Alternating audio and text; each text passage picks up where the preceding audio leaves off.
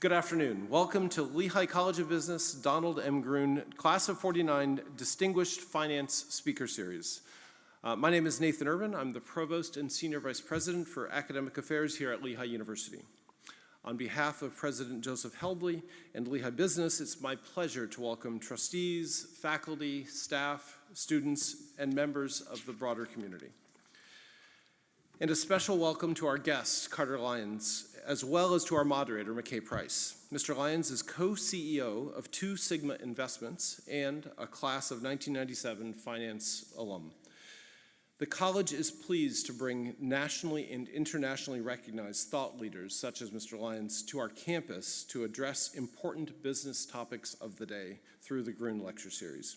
It's just one example of how we extend the student educational experience beyond the classroom. Events like this, for me, are a critical element of the life of the university. They reinforce the connection between our classes and the application in the world, and they lead to better prepared students and also to a more vibrant university and campus life and community. We pride ourselves on preparing our students for success, and there is no better preparation than to have students engage with successful industry leaders who also happen to be our alums.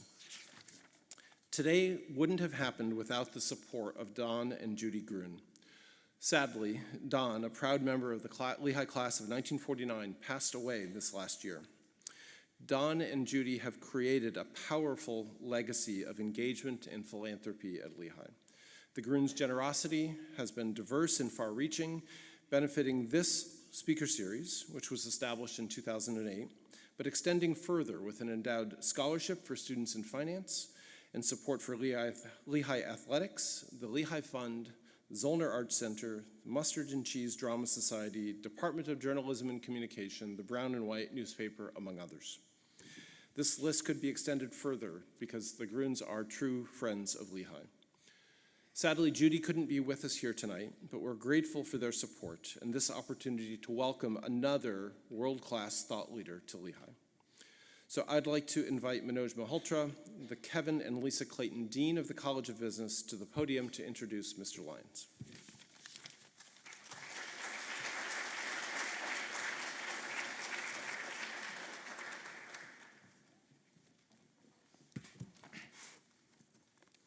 Thank you, Nathan. Allow me to add my best wishes for Judy Gruhn. Don was in the class of 1949.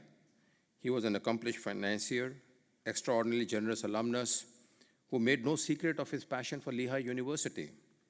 He once said, "I love the breathtaking beauty of the campus, the warmth of the faculty and staff, the entire athletics program, the culture of Zollner Arts Center, and the fun of chatting with the students." Don graduated from Lehigh with a degree in business administration. He was a member of the Pi Lambda Phi fraternity, the Glee Club, and the Choral Arts Club, the soccer team, the Mustard and Cheese Drama Society, and the Brown and White, where he was on the business staff. The Gruhn's generosity has been diverse and far-reaching, as Nathan already mentioned. They also supported the renovations of the Lindemann Library, the construction of the Steps building, the Business Innovation Building, and the recent renovation of Clayton University Center at Packer Hall. In 2008, Mr. Gruhn established an endowment for today's event, the Donald M. Gruhn 49 Distinguished Finance Speaker Series, formalizing his long tradition of bringing speakers to campus to address students on business topics. Just last month, we inducted him into the Lehigh luminaries during a ceremony in the Business Innovation Building. You will be missed, Don.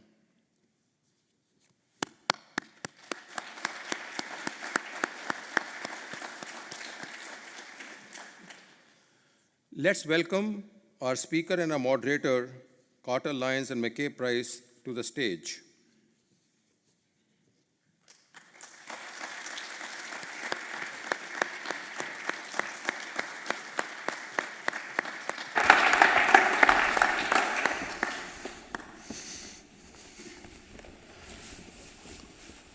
Our moderator, Professor McKay Price, is the chair of the Perella Department of Finance. He holds the Collins Goodman Chair in Real Estate Finance and is the director of the Goodman Center for Real Estate. McKay's professional experience includes real estate development for Target Corporation in the northeastern United States and commercial real estate in Salt Lake City. He's been with Lehigh since 2010. Thank you for taking on the role of moderator today, McKay.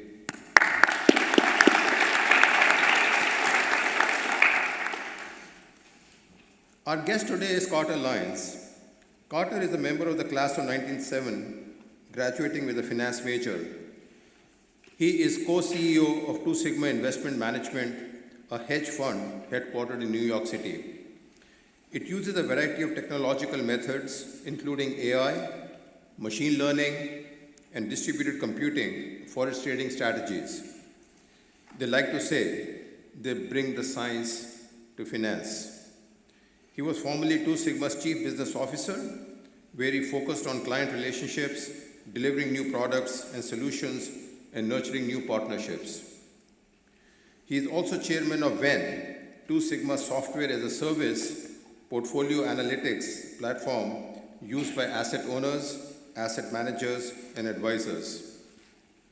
Before Two Sigma, Carter worked at BlackRock as managing director within the Global Client Group's US and Canadian institutional team. In this role, he was responsible for developing and maintaining relationships with institutional investors, as well as for overseeing account managers' marketing and client services for institutional clients. He has worked at Barclays and Franklin Templeton. He is a CFA charter holder. Carter gives back to Lehigh business as a member of the Center for Financial Services Advisory Council. He has also supported the new behavioral research lab in the Business Innovation Building and has spoken for the last 5 years to the Finance 382 class. Carter's topic today is navigating the AI era. He will talk about how artificial intelligence, including large language models, is transforming not only investing, but the ways we work and learn across disciplines. I'm pleased to present to you Carter Lyons and McKay Price.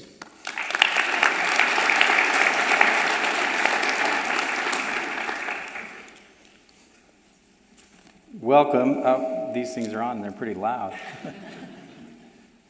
So just to get a sense, right, and kind of set the stage here for what we're going to be doing, we anticipate going until about 5:45, right? So everyone can plan accordingly. Somewhere around then is when we will go. We plan to have discussion here in a fireside chat format for the first 45 minutes or so of that time, 35 to 45 minutes. And then for the last 25 minutes or so, we plan to open it up to Q&A from anyone present. And there are 2 microphones, one over here in between the front section and the back section, where you can queue up to ask your questions at that point.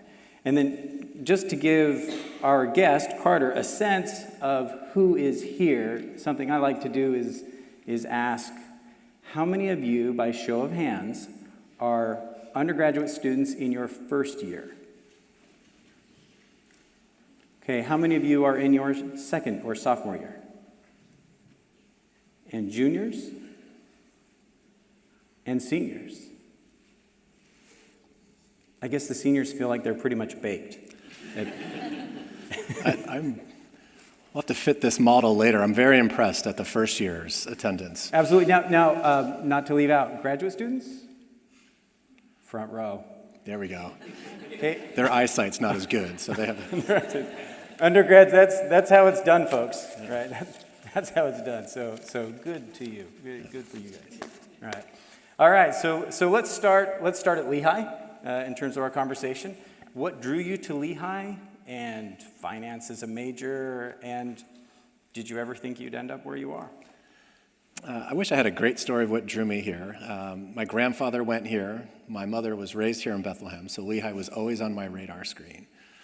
But I was from Northern California, so it was different back then. I actually found out earlier today that California is now the 4th most populous state for Lehigh undergrads, which frankly blows my mind. Back then in the Bay Area, unfortunately for us, there's a high school called Lee And people would say, where are you going to college? And I'd say Lehigh, and they'd say, no, I don't want to know where you went to high school, where are you going to college?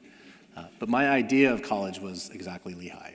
This size, this location, the type of campus that we had, the type of programs that were offered then, it was a perfect fit for me. And I got to make at least one half of my parents happy. My dad and his dad had all gone to the same school, not Lehigh. I didn't go where he went. He's still a little bitter about that nearly 30 years later, but at least mom's side is okay with me. As a side note, there's a Lehigh High School where I grew up as well. It's an issue. Yeah, well, we're working on it. So that's the marketing side. I went into finance. I can't really help on the marketing side. All right, so you chose finance. What drew you to finance, not just Lehigh, but finance? So I think back then, I'm not sure if it's the same as it is today. I started in the business school, and you had to take classes across all the different disciplines. And I felt as though finance was the one that was the most interesting to me. Even Finance 1 was about how do companies make decisions as opposed to accounting or management or marketing, which were all interesting. And ultimately, finance uses a little bit of all of that. And I just found those classes the most interesting. And to all of you first years who raise your hand, I have 2 daughters, twin girls who are first years. And it seems like over the last 2 generations or 2 decades, you're being asked to make those types of decisions on what you want to study earlier and earlier and earlier. We were talking today about how companies are recruiting earlier and earlier and earlier, and I think that's unfair. I think part of one's college experience is to take a variety of different classes and find out not only what you're interested in, but you want that interest to be somewhat practical so that you can make a career out of it. And that was just always finance. And I think in my generation, very few people actually studied the thing that they ended up doing. So many people would study history or English or even a foreign language, and then they'd get into finance, and companies would train you. They would almost retrain you. Now, unfortunately, companies have that higher expectations that you're more properly trained right when you start. So I do think you have to make those decisions earlier, but I'm quite thankful that I didn't have to make that decision until after about 2 years of time here before you had to decide which major, and then you really got focused for the last 2 years. Yeah, so things have changed. So in that environment, where did you think it would take you? I'd love to say that I had a well-documented or well-thought-out process. If I said that, my parents, who I think might be watching on live stream, would say, "You're full of it, Carter." By the way, when I was referred to as Mr. Lyons earlier, I thought my dad was here. I still can't get quite used to being called Mr. Lyons. I didn't know what I wanted to do. I didn't have a job when I graduated, much to my parents' chagrin. And I somewhat stumbled into the investment management business. So as the dean said earlier, I started at Franklin Templeton. That was an more traditional, retail-focused investment management firm. They've evolved quite a lot over the last 25 years. And it was very close to home. And I started there. And I knew when I was here, I didn't want to be an accountant. I didn't really like the accounting classes. I wasn't very good at it. Ironically, my first job at Franklin was as an accountant. So you sometimes have to pivot and be flexible along the way. And like I said, I grew up in the Bay Area. That was the Silicon Valley. I had a number of different friends and family members say, "Why don't you get involved in the tech industry?" My father worked in the tech industry. And I said, "No, I think this line of work is quite interesting, and I think there's plenty of opportunity for me." And here I am almost 30 years later, still in it and still fascinated by it. And it continues to change every day and create new opportunities, new challenges. That's what keeps you young. Okay, so you graduate from Lehigh, degree in finance, class of 97. Mm-hmm. You find yourself at Franklin Templeton in probably an entry-level job. Yes. Are there any experiences that you had there that really shaped your perspective that you've brought with you since then? This is an embarrassing story that I didn't share with you, but will tell you how immature perhaps I was. But there was a going away lunch for someone that I worked close enough to get invited to. And like you all in college, free food is quite motivating. So I went to the lunch and I asked the gentleman, "Where are you going?" And he said, "I'm going to this company called Barclays Global Investors." And I said, "What's that?" And he said 2 things that were quite interesting to me. He said, "It's an institutional asset manager, and it's in San Francisco." And the reason that was magical to me is because Franklin was a retail manager, and institutional just sounded better. I probably couldn't have told you the difference, but institutional just sounded better. And in the city was better than in the suburbs. So I literally put in an application and got a job there. And I think it was the most junior job in the entire company, but it allowed me to have a better work-life experience living in the city as a 21-year-old.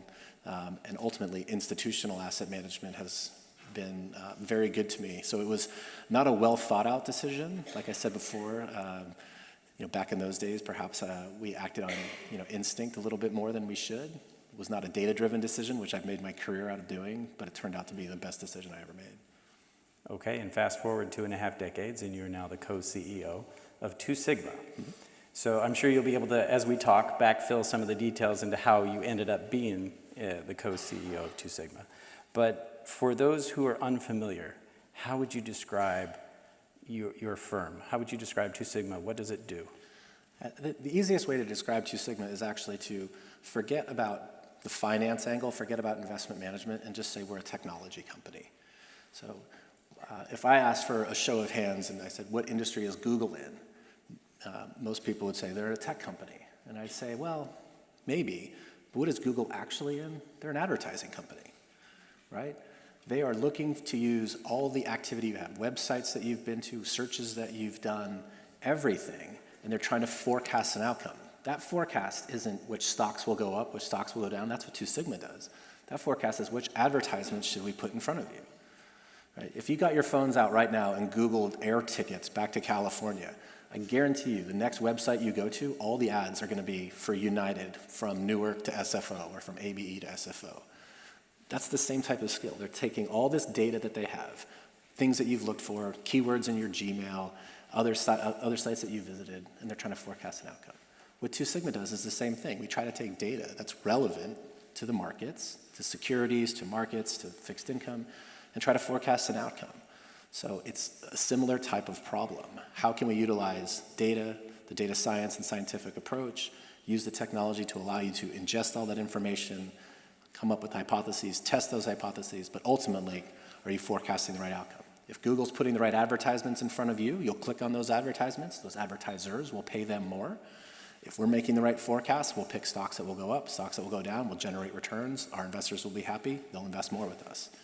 But ultimately, we say it's a technology company. We use technology to invest. We don't invest in the technology itself. Okay. And so as part of that, you're aggregating a tremendous amount of data. Tell us a little bit about that, just very broadly. Like, in order to make these decisions, what kind of information do you have? I mean, one of the most fascinating aspects of my entire professional career is the explosion in the amount of data that we have at our disposal. If you think about when I graduated here, companies would produce financial statements on a quarterly basis. They would have earnings calls. Okay, that's all data. We still use that information. But in between all those times, we're creating so much information. We're creating geolocation information. So we literally will collect data on how many people have walked through the Lehigh Valley Mall, how many cars there are in a parking lot, how many people are in airports. We have so many ways of capturing literally more information than you can fathom. We collect something like 4 billion file cabinets worth of information. So we think of a file cabinet has all that paper, 4 billion file cabinets worth of information every month. And one of the reasons I so passionately believe in our style of investing is the human mind is no smarter today than it was when I graduated here 30 years ago, or 30 years before that, or 30 years before that.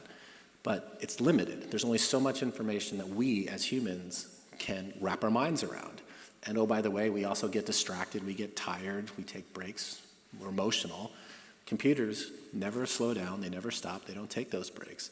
We can incorporate far more information into that investment process and be more consistent with the results that we produce over time. And that's what's so exciting about it. And that growth in that data just continues to go up, up, and up.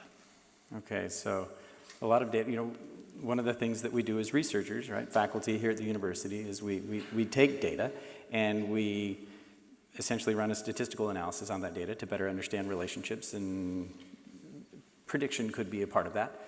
So statistical analysis, been around for a long time. You've been using it for a long time. Machine learning has been around for a while. You've been using that. How about the advent of AI and large language models? How is that changing things for you?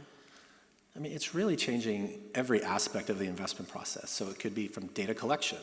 You can train a LLM, a large language model, to just collect text. I said earlier, conference calls. So every quarter, all US companies, for now, that might be changing, have to report their earnings, and they get on the phone, and humans are listening to that call. Now you can have that call live transcripted right into a bot, and that bot can tell you what was the sentiment of the call. And I've got a fun example of that I'll come back to. But all of that information can be incorporated in different ways that just makes the new technologies, the machine learning, the large language models, natural language processing, all these things were just dreams 10 or 15 years ago.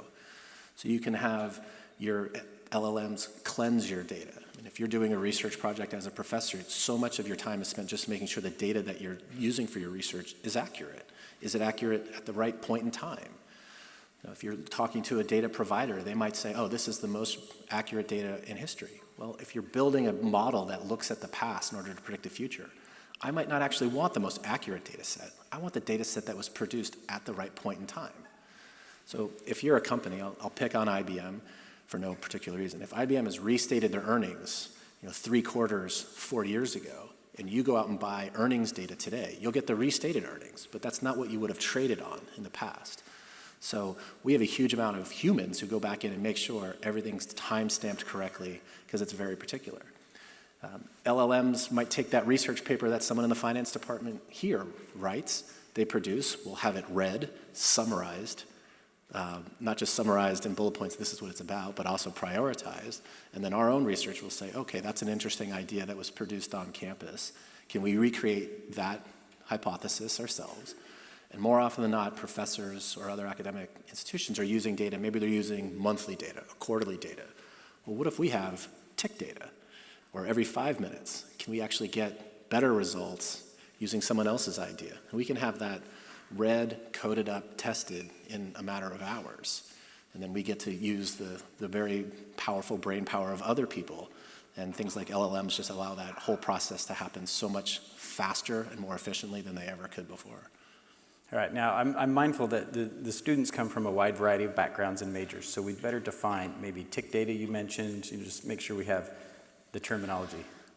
Yeah, so sure, literally a tick is every single transaction of a security. So if it's after hours today, although I'm not really sure what trading hours have to do with anything anymore. You could get your phones open, you could buy or sell a stock, and that'll produce a tick.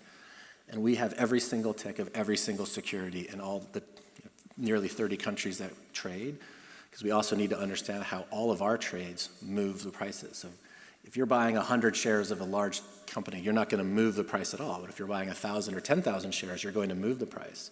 So even if you have a tremendously accurate forecast, but you push the price too far, you might end up with a trade that loses you money. So it's very important to have that granular level of information that allows the best research. You can get the best granular inputs, produce the best outputs. Okay, thank you. Can you give us a feel for how Two Sigma uses AI in decision making? I think we start and end almost every conversation around a decision with what does the data say. So right now, so much of the use of large language models, which is really where AI is pointing. If we were having this conversation 5 years ago, AI would mean machine learning and maybe natural language processing. But now, ChatGPT really blew the minds off of the world with how these bots can really help you. So right now, it's making a lot of things that just took time faster. So we can get the analysis done to inform a decision in hours or days instead of weeks and months. And then we can get more information at our disposal. Now, ultimately, a human has to decide, should we be in this business? Should we fund this research project? Should we grow the company? Should we open an office here? But AI is providing us with a wider array of information and data to inform that decision, and then sort of crystallizing just the piece that really needs that human intuition at the top. So hopefully we can make better data-driven decisions, and then hopefully we can then measure better how those decisions, how those initiatives are working, and we have a number of tools that we've built that help us inform that so that we can quickly pivot. Because it's not just about doing things faster, but it's trying to be nimble. And We have a 2-decade head start on some of these things, but we know that our competition is investing heavily in these areas. They're recruiting heavily in these areas. Even the more traditional companies recognize that this is the way the world is working, and it's very difficult to say, I don't want to incorporate modern approaches into investing. You feel very old school if you don't have initiatives in these areas. So we're trying to do as best we can to use data to inform decisions, use data to measure how those decisions are working, and then try to be as nimble as possible to stay in front of the competition wherever we can. Okay. This seems like an area where it's really easy to feel obsolete. All right, let me throw out an example here from my own life. 17 or 18 years ago, as I'm a PhD student working on my dissertation, you mentioned natural language processing and earnings conference calls and things of that sort. Part of the dissertation was taking a conference call, looking at the language used, and actually doing something as simple as counting certain types of words that get used to try and determine the nature of that call. Is it positive or is it negative? It could be that simplistic. And it turns out that actually predicted stock price movements. So that was 17 or 18 years ago. What does 2 Sigma do that takes that, moves beyond that? It's a great example because we used to have models that we had in production that did just that.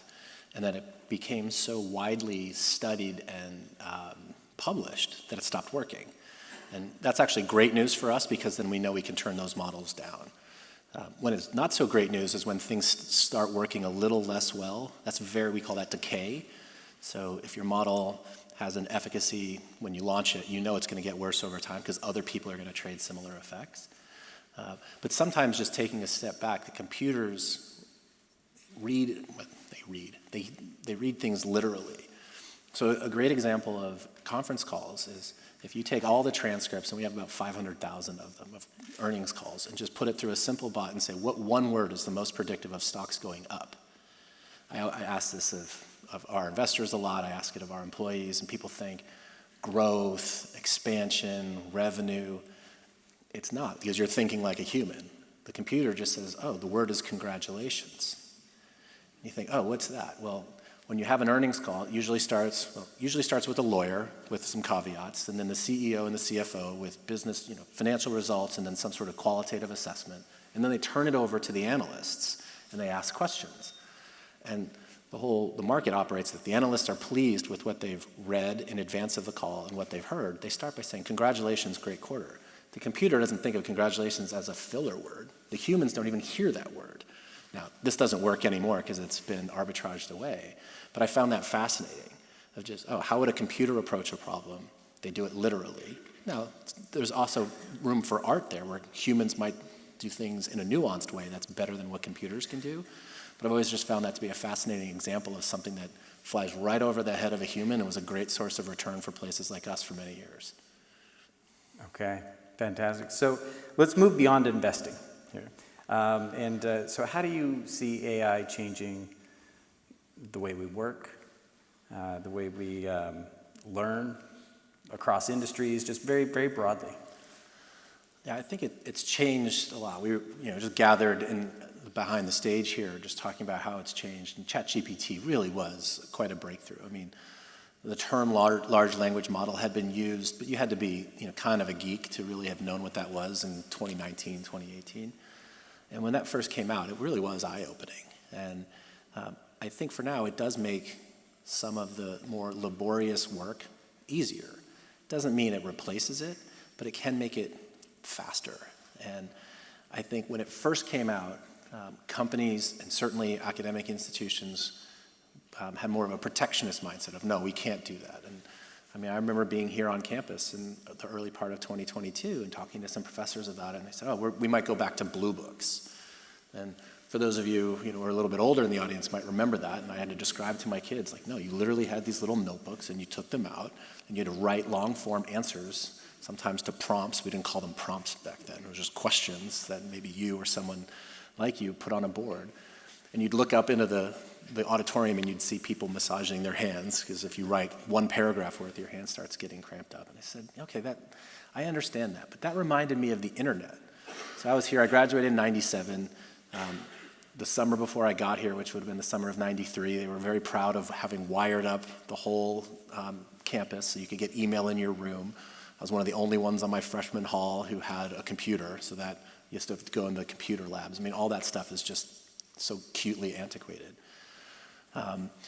But professors would tell you, like, well, I don't want you to use the internet. And then shortly thereafter, they built these tools to see, had you plagiarized any of your material, and kids learned very quickly, okay, I need to be original, which is all right.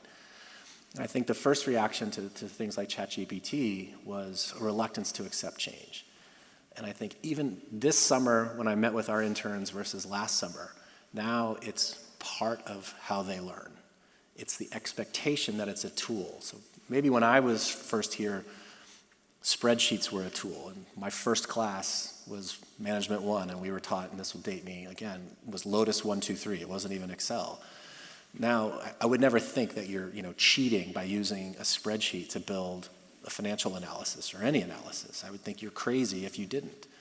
And now I think today, our expectations are that you're fully informed, not just on ChatGPT, but you understand all the different models and you understand how to use those and how to ask better questions of them to get better information. I think it's just going to be part of how we learn, how we work, how we operate our daily lives.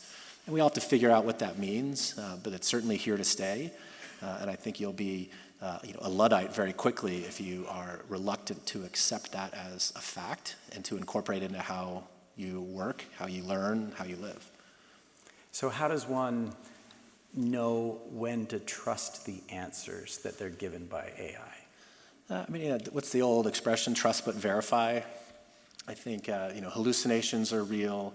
Again, we were talking in the back that even very well-known, highly respected lawyers have submitted legal briefs all the way to the U.S. Supreme Court that had completely made-up citations, and I think how embarrassing is that? And I certainly don't think the models are trained on erroneous data or fictitious data, but I think that's the balance you have to find, where can technology help you do things? How can you verify both the input to make sure that you're feeding the right data into it, understanding how that model had been trained? We had heard that a few professors here have already created their own almost teacher's assistant bots trained on the data, the information that they provided in class, and that was really fascinating to me. The largest of the large language models have been trained on the whole internet, and as we've all known, you go to some internet websites and there's some weird information on there. So there's this new thing coming, instead of large language models, what about small language models that are more custom fit to the problem that you're trying to solve? So I think verification is going to be something that's going to be a challenge for quite some time. I think explainability is going to be a challenge. So if you're in the workforce and you produce, or you have an AI bot help you produce analysis, and then someone asks you to explain it, and if it doesn't work, why doesn't it work? If it does work, why it works? And I think as humans, we tend to spend far more time on trying to understand why things don't work. In the investment management industry, if we are producing consistently positive results, our investors don't really have questions for us. And I actually tell the folks who manage those relationships and have those calls, if we're having a great month and you have a monthly phone call and it's a half an hour, try to fill it with a half an hour, because when we have a bad month or a bad few months, that half an hour is going to turn into an hour very quickly. And if you don't have good answers, it's not good. So I think that's where the human is going to come in. Verification, explainability, and ultimately what's the judgment on it. I don't think we're going to be an autonomous world where information comes in one end, a decision comes out the other end, and there isn't human judgment. I don't think people will trust that for quite some time. And I think that's good for society. It's good for the job market. It's good for us. So extending that a little bit, how do you discern, or maybe not how do you discern, but do you observe employees essentially hiding behind AI? Yeah, I think they'll hide behind it. They'll even have bots write emails for them. We're in sort of review season at my company, and I think, well, part of me thinks, well, every year historically we would spend hundreds and hundreds of person hours writing reviews, writing feedback, and now I think we're going to spend a lot less than that, because I think everyone's going to use these bots. You can load up, people throughout the year will just keep emails of good job type emails, or they'll keep summaries of what they've done. They can load that up and say, write me a summary of all my accomplishments this year. So I do think that there will be people who hide behind them, and I think that's where communication is going to come back into play. I think people are going to ask for meetings to discuss results in ways that we got away from a little bit. And maybe COVID accelerated that a little bit as people started working remotely, and it was more about, I don't care what the input in as long as the output is good. So as long as the work product was delivered on time, you didn't care how long it took, whether you were in the office. And I think now with some of these tools building up efficiency, the way I view it from a CEO perspective is, if it used to take you 10 hours to do something, now it takes you 1 hour to do something. Well, now we have 9 hours to do the things that you used to not be able to get to. So a lot of the human interaction or human contribution is going to be, how do I prioritize things? And I think that's great from an efficiency perspective. It allows us to do more with the same resources. We're not looking to get to a world where we're doing more with less. I think that's definitely an understandable and appropriate fear from a society perspective. But I think of it more optimistically as, wow, this allows me to do so much more than I used to be able to do, and I can get to the things that I never used to be able to get to. And that's both fulfilling and productive. So in terms of hiding behind, you say people using it to write emails and so forth. I'd have to say in the last 2 years, almost every email I've received from a student starts with, I hope you are well. I hope this message finds you well. Yeah. They now talk that way every day, apparently. Right? Yeah, one of my daughters was complaining to me recently. She says she uses M dashes a lot, and she always has. And now apparently that's an LLM thing, so she's trying to train herself not to use M dashes anymore. So that's kind of ridiculous, but I guess that's right. So yeah, if you're in Professor Price's class, don't ask him how he's doing. He doesn't want to know. And I think when you have like a writer's block, I think these tools can allow you to start, and then you can edit from there. But ultimately, I think we all know very quickly if something was written by a human versus something written by a computer. If I'm reading a summary of the Lehigh versus Yale football game this week, I mean, it's pretty chunky when you go to ESPN, you click on it, and it's clearly written by a computer, not someone who's describing what it was like to be here. And I'd much rather read that. But there are industries that are, journalism is not a thriving industry, but it's still, you have to measure the quality. Places like mine, we can't sacrifice quality for efficiency. We still need the highest quality work. And I think you'll see that from your students too. You'll know very quickly, you already have, whether they did it or somebody was doing it or something was doing it for them. So what are the skills and mindset really that students, mid-career workers, that everyone needs as we move forward? I think it actually comes back, so much of society right now is a pendulum. Politically, we're a pendulum. I think when I was a student, we took so many more sort of classical liberal arts classes, and I would question why do I have to take so many English classes and writing classes? I don't want to do that. And it comes down to communication. And sure, ChatGPT or whatever can write those things for you, but it can't explain it. It can't meet with your manager. It can't meet with a subordinate. It can't explain it to a customer. I think interpreting the analysis and then having those communication skills, and we've not largely lost it, but it's definitely shrunk over time. Modern communication allows you to stay in touch with friends through text, through Snapchat, through social media. That didn't exist when I was in school. It sometimes frustrates me. I'll see my kids with their friends, and it's almost like they're in the room together, but they're not there. It's almost like parallel play when they're really young. It's like they're Snapchatting each other from across the room. And my wife and I roll our eyes, and we feel instantly old, and I'm sure they think we're ancient. But just the ability of saying, hey, how are you doing? And we were talking earlier that I've been encouraging my own kids, go meet your professors, go to those office hours, ask for help, build that relationship. That professor can become a mentor, not just a teacher. They can introduce you to other professors. They can guide you along the way. They can become resources to you later in life as you move into the career world. And you can turn around and tap them and find the next great candidate. And I think we need to lean back into that, just recognizing that, you have to be able to explain what you're doing. You have to advocate for yourself, whether you're working in a company like mine or you're a student on a campus like this.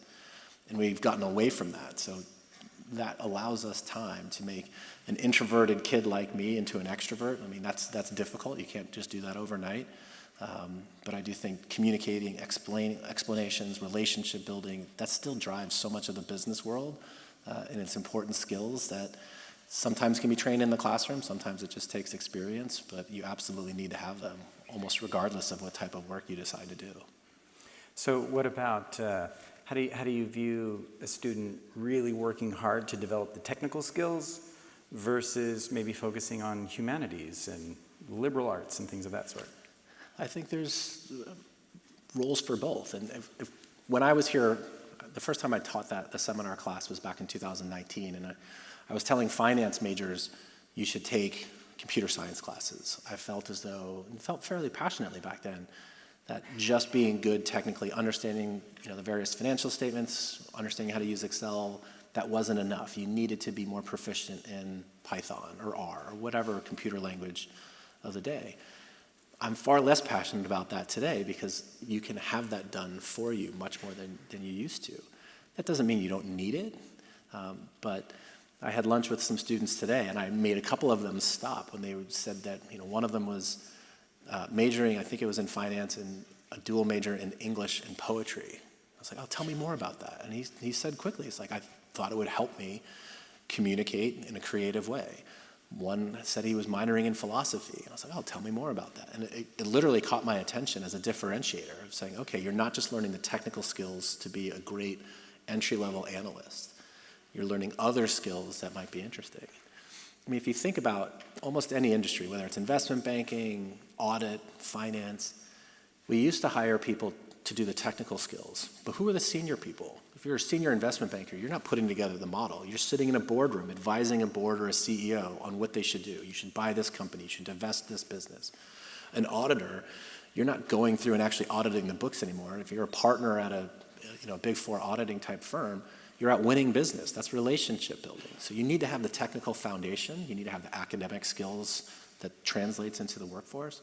But ultimately, almost every profession has a manager and a subordinate relationship. There's some externally focused things, and that comes down to communication. So I think the pendulum is swinging back to that liberal arts side of how do I communicate effectively? How do I write an email that catches your attention and doesn't look like it was written for me? How do I, it's not presentations like this. I mean, once or twice a year, I'm in front of hundreds of people. More often than not, it's one-on-one conversations. It's having dinner. It's having lunch. It's building those relationships. And you're doing that on campus all the time. You don't even realize it. You're working with small groups. You have to take those types of skills and translate those to the workforce because almost every project you'll work on in a company, you're going to work with other people.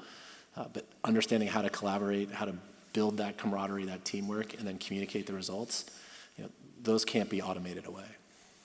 So for those students who are working hard to develop technical skills, whether it be, coding versus financial analytics or whatever it is AI going to take those jobs? No, I don't think so. I think that you still know it when you see it. You'll still get into interviews and people will ask you questions and you won't have that trusty, assistant, that bot on the side, right? You might start with a Zoom call, or you might start with writing up something or building a model, doing some case study analysis where you might be able to use that crutch. But eventually you're going to sit in a room with someone like me or someone like you, and they're going to say, tell me about this. And if you don't have that knowledge, and it's not just memorized to regurgitate, and we were talking about this today with an exam you just gave, and I found it so relatable to what I do. If you just memorize what was given to you, and people still, I'm sure, ask you this, is this going to be on the exam? Is this going to be on the exam? It's like, no, I'm teaching you for life. You know it if people really have absorbed the information and can take that sort of slightly off the wall question and use what they've learned in the classroom environment and provide an answer. And even if the answer is not right, if they can think quickly on their feet, and so many of these sort of gotcha type questions are just, I don't care if you get the answer right. I just want to understand what's your thought process. That helps me understand, are you a creative thinker? Are you a problem solver? Testing for the technical ability, other people can do that. But I think you'll be identified quickly if you don't have it. And I think now, more and more, it's about, are you creative? Can you come up with an answer? Can you communicate that answer? And are you going to be, a good teammate?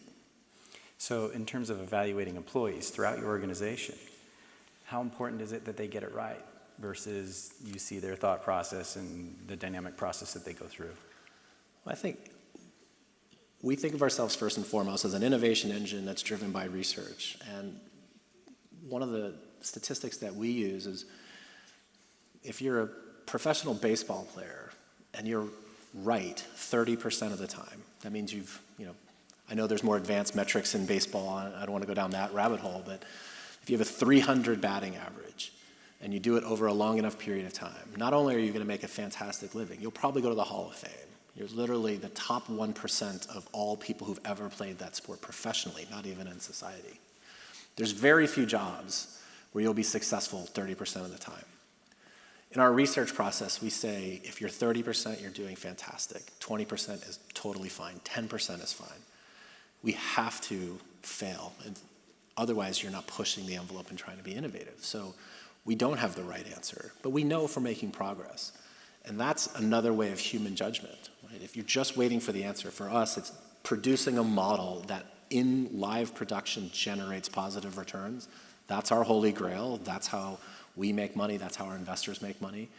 But there's so much failure that happens along the way, and it takes that human intuition to understand, are you making progress, or are you just researching something that's never going to bear fruit? So it's not all about the right answer. It's about the right process, doing work the right way. And that is a little bit more subjective. And things like that for a company like the one that I work for is very difficult because we have so many people that are just ones and zeros, sort of literal type of people, and they want that right answer. And subjective evaluations and qualitative assessments are much more difficult for people like that to understand. But that's another area where human judgment, communication skills, relationship building comes into play. Okay, so as we kind of get towards the end of this portion, we have a few more questions, and then we're going to open it up to the Q&A, so you can start thinking and formulating those questions now. We've talked a little bit about how we've gotten to where we are and the current state of AI in the world and how it's affecting people. Where do things go from here? If you were to come back 5 years from now and talk about the relationship between humans and machines, what does it look like? Yeah, I think it's so hard to predict. It's exciting. So it's easy to talk 5 years ago. Right? That's something that we say at work all the time, that it's not very easy. It's relatively easy to build a model that perfectly explains the past. And you can overfit that model in such a way that it has no ability to predict the future. And in my line of work, and almost every line of work, explaining the past is not that interesting. Maybe some history faculty members, that's what their job is. But my job is to predict the future. So predicting the future of where we'll go from here, I think one sort of standard cliche that we use around the office is humans dramatically overestimate how much innovation change will happen in 1 year, and they underestimate how much will happen in 10 years. And if you use large language models as an example, when ChatGPT first came out 3 or 4 years ago, we thought it would change everything overnight. It changed a lot, but it was more of a gimmick. People used it, but it didn't change how we interact with each other. It didn't change the workforce. It didn't change policy. It didn't change academia. But now it is, and we're 5 years in. Where will we be 5 years from now? I think it'll be such a part of our life. It'll be like the internet. It'll be like a spreadsheet. It'll be like a calculator. It'll be like a smartphone. It'll be incorporated earlier and earlier into life, and it'll be a prerequisite for successful learning in high school and college, and it'll be a prerequisite for being successful in the workforce. And I think we'll just talk about it that way. Another technological innovation which we have nothing to do with, think about driverless cars.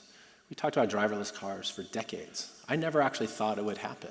And I live right outside San Francisco, and I took a Waymo for the first time last year. It still sort of blows your mind that you get in a car, it's driven by a computer. And it's a little nerve-wracking. My wife wasn't so thrilled with it, and now she wants to drive into the city just to do that.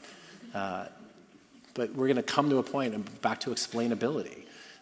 So in our not our town, but a town that allows Waymos, a police officer just pulled one over. It did an illegal U-turn. And it was sort of fascinating. It's like, do I write it a ticket? Who gets the ticket?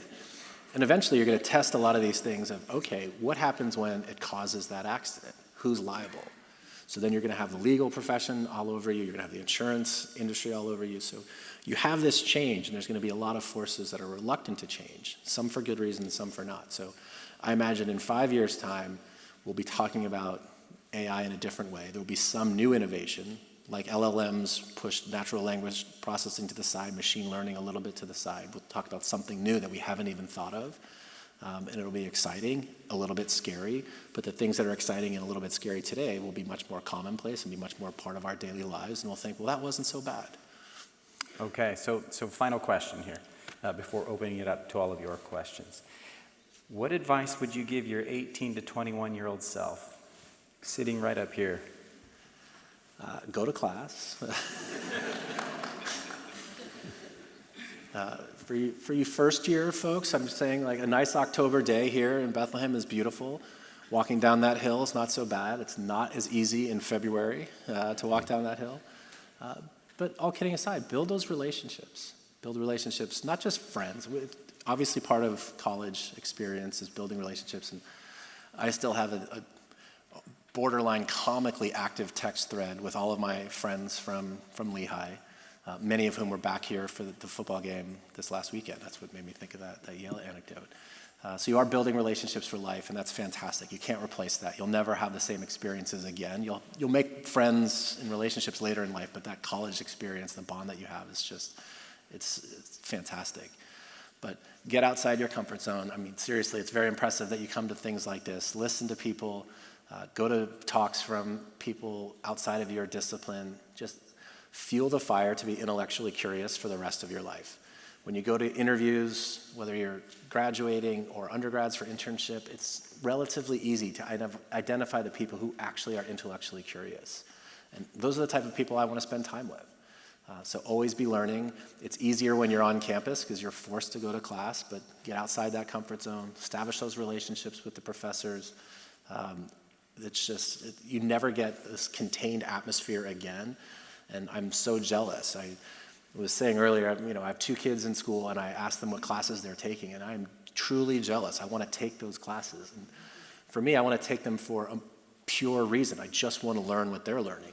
You all have the pressure of, well, I have to take the tests, and I have to get the grades, and I have to get the good GPA to get the right internship, and get the right internship to get the right job. And I fully appreciate how stressful that can be. But every once in a while, I'll just take a step back and say, wow, this class is really interesting. And that type of approach and that type of attitude, it should last your whole life. If you're not learning, I don't want to imagine what that would be like. And I think you have a unique opportunity when you're on campus to have exposure to so many different types of people, brilliant minds, different types of topics. And I encourage you all to do that. I wish someone had given me that speech when I was 18 to 21. But I think that is the best piece of advice I can give you. Awesome. Thank you. Carter, it's been a pleasure. Thank you. Now we're going to invite the dean. Oh, he's already up, ready to go? He's snuck in there. Thank you for this fascinating exchange of ideas.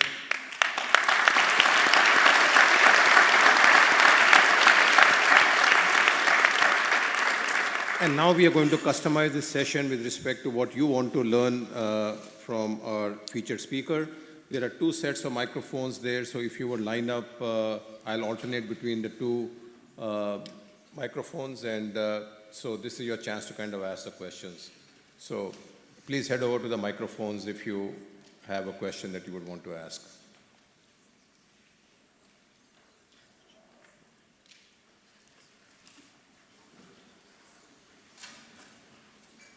The suspension builds. Here they come.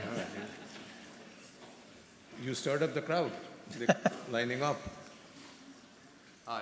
First off, I want to say thanks for coming. Really appreciate it. I'm Chris Burns. I'm a sophomore. And my question is, does 2 Sigma have any interest in expanding into the prediction market space? And also, what is your view on the Kelshis and Pauli markets? I think we have an interest in any market where there's data and you can make a prediction and have an outcome. I think we probably got too far afield of ourselves 5 or 6 years ago, probably believed our own, eat our own cooking, I guess is the expression. We thought we could sort of sprinkle data science and technology on any market, and we thought, well, We weren't so successful. So we've actually tried to bring the company's priorities back a little bit. We are very good at predicting stock markets. We are very good at predicting macro markets. We think we have a better way of predicting real estate markets. Some of the other areas, we don't have an edge, and we don't want to spend our time on that. So maybe that's something we can get to later as some of these tools allow us to be more efficient. We can get back to breadth, but right now we want to just be the very best and produce excellent results with the things that we're doing. Great, thank you.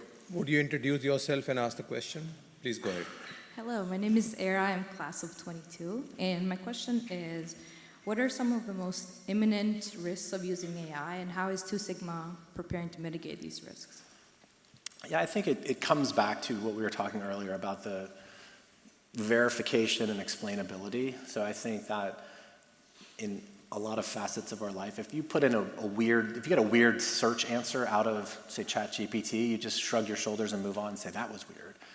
For those of you who might remember, this is the Watson team at IBM built a Jeopardy bot back in 2012. And that was fascinating. That was the first real natural language processing tool. And they literally had it on Jeopardy, and it won. It destroyed the humans, but it would, every 4 or 5 questions, it would have an answer that was completely irrelevant. But you'd shrug your shoulders and get it right. As we're utilizing these tools more and more, I think that's the biggest risk, is having just that hallucination lead to an outcome that you don't want. So I said about the Supreme Court briefs earlier, if that brief was 99.9% correct and argued a fantastic perspective, it might have influenced the outcome, but they're going to be so written off by having a completely erroneous piece of information. You're going to basically downweight all of the good information and upweight that. So I think it's trying to find that balance where understanding it's a tool to make better decisions. It's not necessarily the tool to make the decisions. And I think if we get to that point, then you'll have a lot more risky outcomes. But thankfully, we're not quite there yet. Please go ahead. Hi, Mr. Lyons. I'm Simon. I'm a master's student in the data science program. And my question is related to how over the past year, it seems like for the average news reader, business seems to have a lot of uncertainty, let's say, whether it be in international dynamics, it could be that the absurd PE ratios, perhaps even just the change of quarterly earnings into biannual. If a business desires some form of certainty in this environment, how would Two Sigma try to navigate such a situation? I think one of the reasons I find investment management so fascinating is you're working in an industry that is dynamic, right? If you're doing research in another area and whatever you're researching doesn't change, that's relatively easy, not easy, but relatively easy to find an answer. The markets themselves change all the time, whether it's through other players, through governments, through changes in regulation. So you will never have certainty. When we're doing our research, if we're right 51, 52, 53% of the time, and we apply that across the widest possible number of independent observations as we can, we'll produce fantastic results. Humans don't think that way. Right? Humans, if you're a private equity firm and you make 10 investments in a fund, you can't be right 5.2% of the time. You won't produce the results. You need to be right 9 out of 10. So I think just accepting that you'll never have certainty is just sort of a precursor to being successful, prerequisite. I think in some of the changes recently, and we get this a lot from our investors, they say, systematic or quantitative managers are terrible at inflection points. And I'll say, you're absolutely right. We're just as bad as humans. If we don't have the ability to see that inflection point, they become more coin flips, those 50-50 observations. And we try to limit the amount of times that we're stepping into our portfolios. We call them interventions. Every time a human steps in and changes something on the fly, we then go and study it to see how can we automate that process so it takes some of the emotion out of it. But there are times where there is no historical data. COVID's a great example. Sure, there's been pandemics in the past, but if you've built computer models based on maybe 20 years of data, you have nothing that looks like the entire economy of the world shutting down. That's where the humans have to step in and say, hey, we've never seen anything like this before. Let's just turn these things down. So, data science as a discipline, the more data, the better, the more confidence you can have in your approach and more confidence you can have in your forecast. But if you think you're going to be right much more than a human is, you're probably going to be wrong. but then building a more robust process and understanding when you not know what's going on. I think that's where that human intuition, that's where experience still comes into play, certainly at places like mine, but I think most companies as well. Thank you. Please go ahead. Hello, I'm Seydou. I'm a sophomore. Thank you for taking the time to talk about your experiences. My question is, within investment management, where do you think AI still lacks? And almost like, where do you think there's a gap where AI is not able to contribute yet to investment management? I think for firms like ours, where AI has just been part of our DNA since inception, we're still the minority. We're a tiny little speck of the overall investment world. So there's so much more to be done. I think that what we've seen, and we refer to people as humans at Two Sigma, which is always weird, but like we're human managers. They've had to narrow their universe and find investments where the people can make a change. So I mentioned private equity earlier. The private equity hypothesis is to find opportunities and then go in and try to fix companies up, combine companies in a way. Humans can do that, computers can't do that. Where we've seen more traditional equity managers, public equity markets, they're really suffering. They've had to shrink the number of companies that they look after because computers are doing so much of what they can do. But I think what you're starting to see is the traditional approaches are using AI to make their processes more efficient. I think the type of people they've hired in more recent years are more accustomed and trained in those approaches, so it's converging. The next area, though, will be in the sort of retail area. So my firm doesn't offer investment product for end investors. We work with institutions. And there's weird, very antiquated regulatory reasons for that. I mean, some of them literally go back to the 1930s, regulations that were written post the Depression. But I think that the vast majority of investment product, the vast majority of advice that's given to an individual is still driven by humans. You had this robo-advisor wave about 10 years ago. I think this gets back to something we were talking about. It didn't work because people might trust the numbers that they're getting, but they still want to sit across from an advisor and build a trusted relationship. I still do that. And I think that's where it's coming next, is people using AI to better understand what's my personal objective. So I also talked about Google before. And Google and Facebook and Snapchat, TikTok is now being sold for so many billions of dollars. Why are they so much better? It's because they can personalize the advertisements. It's almost creepy at times. Like we'll have a conversation at dinner and then you pull up Instagram when you're on your way home and the ads are for what you talked about, right? That's a little creepy, but it's spot on. They're targeting me. When I was your age, they would say, oh, okay, well, you're an 18-year-old male who watched a football game, so all right, we're going to put these types of advertisements on. I mean, that sort of baffles me that still works. So I think in finance in general, you'll start getting much more granular, specific advice driven by technology for your particular financial objectives, as opposed to right now they'll say, oh, this is sort of your cohort, so this must be what you'd like. And I think that'll be good, but there will be a lot of sizzle in front of the steak, if you will. Thank you. Please go ahead. Hello. It's a pleasure to meet you. My name is Isabel Harani. I am a freshman here at Lehigh. Currently, us first-year business students have been studying economics and how implicit and explicit costs must both be accounted for in order to successfully record a firm.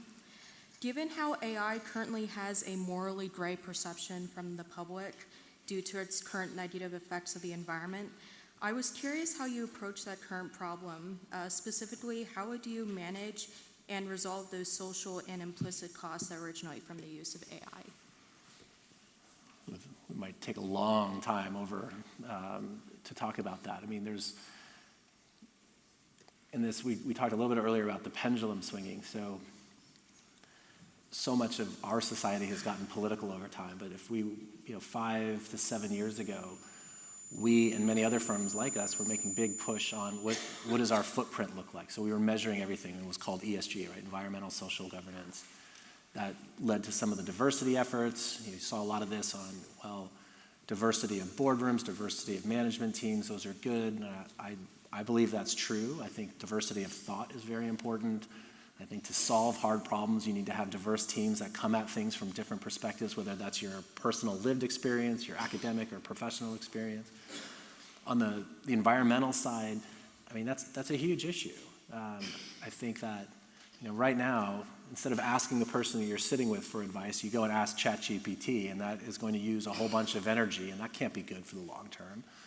Seeing some of these numbers thrown around that these companies are investing in NVIDIA building chips, and then they're investing in their competition, and OpenAI is then investing in AMD, and AMD is investing in, and it's just all this circular logic. And we were talking earlier today that 20 billion, Amazon's building $20 billion worth of data centers here in Pennsylvania, which is really exciting from a Pennsylvania perspective, but how are we going to feed all that energy use? And I think a lot of these things come into play, and it's hard. When we were building models on things like ESG, more often than not, the signs of those models would be flipped because companies aren't really thinking long-term, and if they spend money today for things that will play out over decades, that'll show up as hits to their earnings in the short term. And you might believe it passionately that this is the right thing to do, but on the short term, your investors might say, I don't want you spending money on that. I want you to spend money on projects that will pay off over this quarter, next quarter. Someone asked a question earlier about moving quarterly earnings reports to semi-annual. And my first instinct when the president announced that, was like, well, that's ridiculous. We want more transparency, not less. But at the same time, I manage a private company. I love that I don't have to report results every quarter because we can invest for the long term, and we think that that patient approach allows us to have better results. So long-winded answer to your question, I think you have to take some of those softer, more implicit expenses or costs and incorporate them, but you also have the more competing needs at times of what are the short-term results going to be.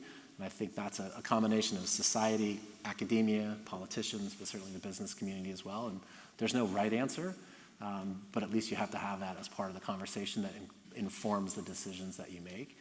If you get those decisions wrong, I think it'll hurt you from a financial perspective with your customer base. It'll hurt you from a company management perspective because your employees won't think that the purpose of their work is aligned with their own, and that still very much matters. So it might not be an explicit input, but it's definitely part of the consideration. And if you don't incorporate that, you'll probably end up with okay short-term results, but not well positioned for medium and long-term results. Thank you so much. Please, sir, go ahead. Thanks, Manoj. Welcome back, Carter. Thank you. I'm a finance and philosophy major from '93. You've brought back a lot of memories. Yeah. And D-Base 1, 2, 3. And are you going to hit the funhouse after this? That's the only thing left standing that was here back in our day. Did your daughters, did they end up going to Lehigh, or no? Where they go? No, sadly no. But there's part of me that wishes they did, but part of me is like, you know what? They don't want to hear dad's old stories about when I was here, we did this. So they're living their own lives. But yeah. I have one more who's still in high school, so we have one more chance. Have a chance. Oh, cool. My question was going around the.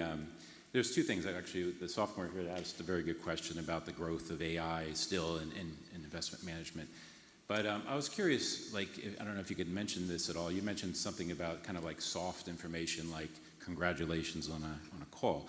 What, as far as your a percentage of strictly technical data and non-structured data, like congratulations, what is one taking over more of a percentage than the other, as far as before it was 99% technical and now maybe something very soft like that really changes the game in your investments? And secondly, has AI really changed any major KPIs of your performance for your bottom line for your company?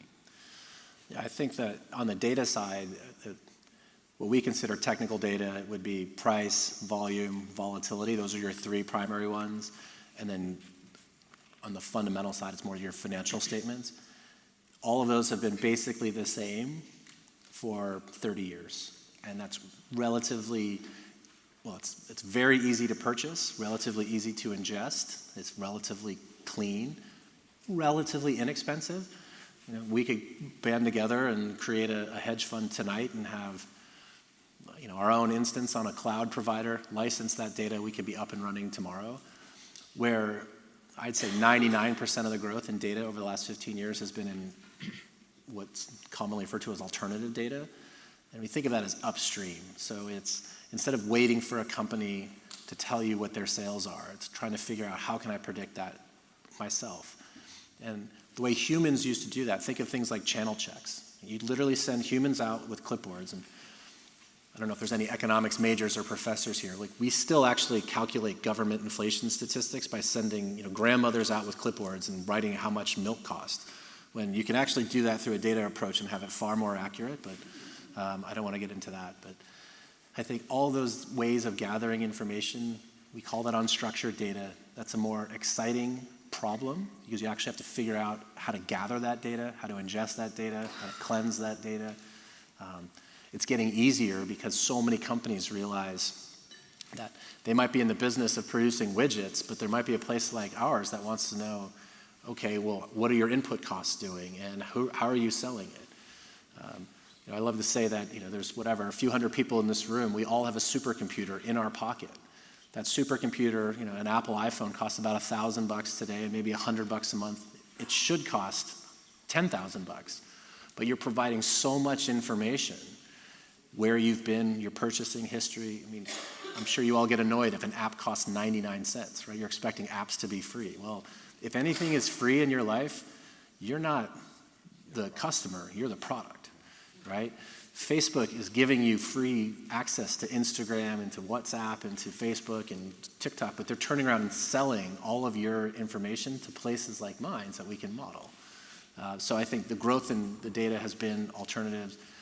I think it's relatively easy now to read transcripts. One of the biggest sources of data today and growth is in video, right? It's Reels, it's TikToks, it's all that. I mean, we don't do anything really with that, but being able to watch video, and that's something AI started with a lot of image recognition, but being able to imagine you watch a speech.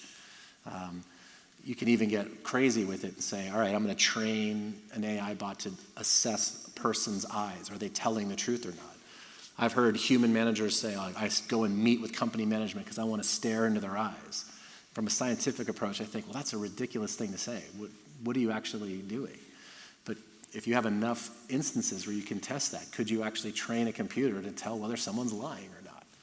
We're nowhere close to that ourselves, but that's the type of exciting thing that thinks, oh, how can we continue to improve, and what type of data can we ingest? And McKay asked me earlier, it's the scientific method, and you're all scientists, you're all on campus. Most scientific method starts with a hypothesis, right? And then you go and gather the data to test that hypothesis. I think one of the biggest changes that AI allows us to do is you flip those first two stages. You might be handed a data set. It might not be, in your mind, applicable to whatever you're trying to solve, but you can take some of these approaches and find outputs for that input. And that's quite exciting, and it's a very different way of approaching things, but the amount of data that's been created allows us to do that. The amount of computing power that we have at our disposal allows us to test things that 5 or 10 years ago we never thought we would. Certainly not in the 90s when you and I were here, but that gets us excited about where we can go from here as well. May I ask you to combine your questions, maybe both asked together, so that we are coming to the end. Introduce yourself and ask your questions. Okay. Together. Go ahead. My name is Yusuf. My name is Mehmet. And we were wondering, You ask yours. Mine is a very quick and simple question. It's just like yes or no kind of thing. Okay, so many people are relating the current AI investment boom to like past bubbles, like the .com crash mainly. From your experience at Two Sigma Investments, what do you think about the AI market right now? Is it overvalued, or do you think it's a long-term structural shift? We literally had this debate. I had to step aside from my Lehigh agenda today for one meeting with our investment committee, and that was the entirety of it. And I think that our general view is that it's a bubble, but it's going to actually inflate from here. The difference is the current winners almost surely won't be the long-term winners. I've said tonight, I've used Google a number of times. Raise your hand if you've heard of Alta Vista. Okay. Alta Vista was Google before Google was. Raise your hand if you've heard of Yahoo. A lot of people have. When was the last time, raise your hand if you've logged into Yahoo or used Yahoo in the last year. Look at Joe, no. Yeah. The point being is you might have an advantage, you have a head start, but the first mover advantage more often than not is an advantage, and the fast followers actually can learn from your mistakes and they can essentially eat your lunch. So OpenAI had a huge head start. They're valued at $500 billion. Well, that sounds like a lot to me for a private company that produces almost no revenue. But if they can actually turn what they've built into the next Google, the next Facebook, whatever, those companies are worth multiple trillions. Anthropic is now raising money at $180 billion, and they barely have any product. So some of these companies will win and expand. Some of them will be trivia questions that you all ask audiences when you're back here in 25 years.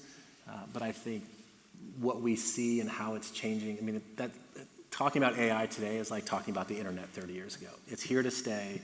Now it's going to be how do you identify not just the overall strategic shift, but the tactical shifts underneath. Who are the winners and the losers, and how can you invest with them? How can you join them as employees?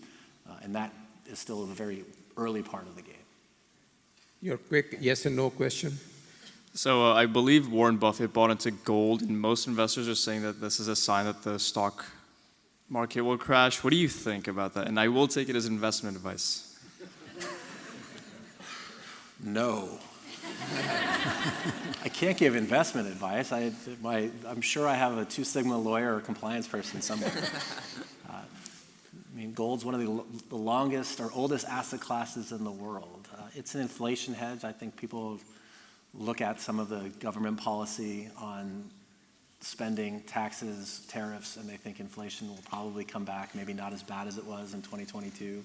Gold at 4,000. If you went long gold at the beginning of the year and just held it, that'd be the best trade. That'd be better than actually investing in AI. But it's a highly liquid market. So for everyone who's buying at 4,000, there's someone selling at 4,000. I think it's, my non-expert advice is that it's gone up quite a lot and probably should level off from there. Sorry, Two Sigma compliance. The last question. Yeah. Hey, I'm Benjamin. My question for you is, what industries that have you and your colleagues seen have been growing and evolving over the past couple of years, and which ones do you think are fading and going away, like in the era of navigating the AI? I don't think it's as much industry by industry. Forecasting industries is quite difficult. Forecasting companies within industries where you can actually bet on the idiosyncratic return of a company is a little bit easier. It's not easy. I mean, if you take the car industry, for example, right? Tesla is worth more than all the other car makers across the world combined. That's sort of crazy. They make good product, they sell a lot of them, but they sell nowhere near as everybody else. But it's basically a bet on AI, right? And buying Tesla, you're now buying, potentially rocket ships and robots and all these other autonomous ideas. But that's the type of thing. Who's embracing the change and utilizing innovation to modernize their approach that can, at the very least, if that can just make them more efficient as a company, that should improve the bottom line. And that's the type of thing that we're trying to model. Usually more profitable companies are worth more. So yeah, I don't think it's necessarily industry by industry, but it's trying to identify the winners within an industry. We want to go long those and identify the people who are going to fall behind. We want to go short those. And so with that, we come towards the end of our programming today. Thank you all for attending the 2025.